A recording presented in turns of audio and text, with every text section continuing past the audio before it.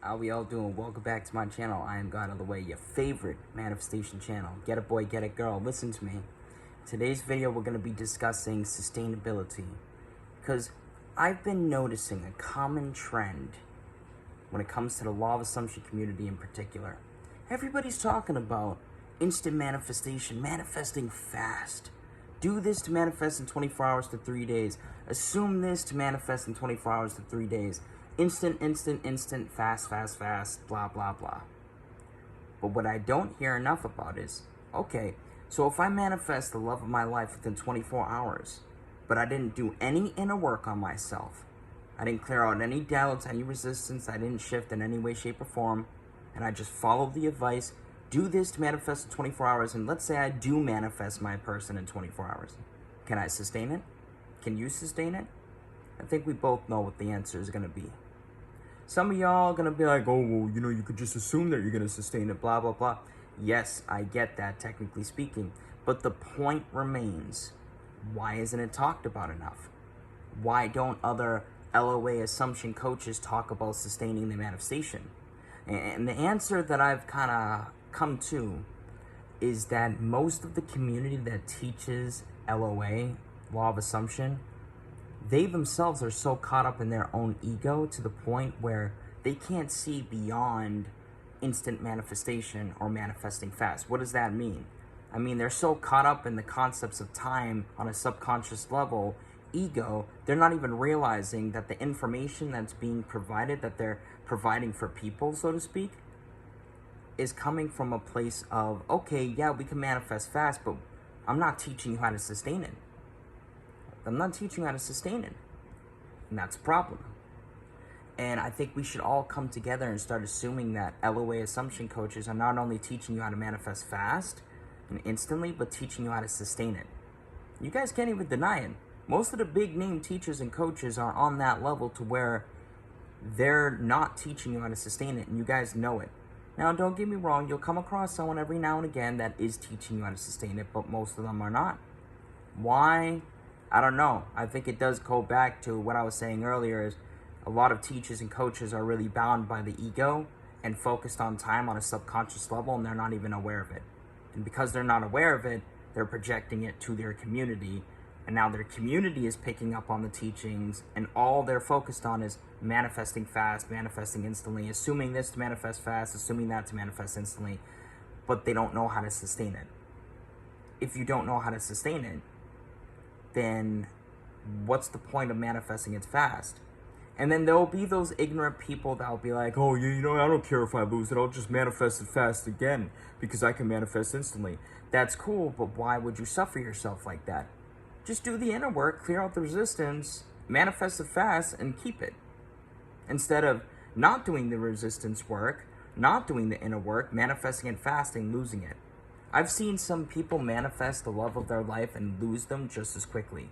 I've seen people manifest loving communication and lose it just as quickly. I had a client once that was taking the advice of assuming that their manifestations come in instantly. They were doing that. The manifestations damn near did come in instantly, and they lost it just as quickly. And that's not the first time that I've worked with a client like that. I've read stories too, even some coaches that I know of that have practiced the art of manifesting instantly. They did, but they weren't able to sustain it. Even myself. I remember back in 2020 when I was really heavily getting involved with the law of assumption, because I had already been aware of manifestation for quite some time, but I got introduced at the beginning of January, just about, halfway into January of 2020, law of assumption, and I started practicing instant manifestation. I was manifesting a ton of different things instantly, and very, very quickly, so to speak.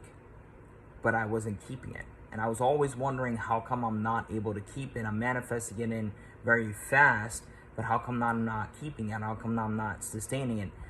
And what I realized, and it took me some time to realize this, and I'm surprised I didn't realize this sooner, I wasn't really doing the inner work, and I don't want you guys to end up on that level.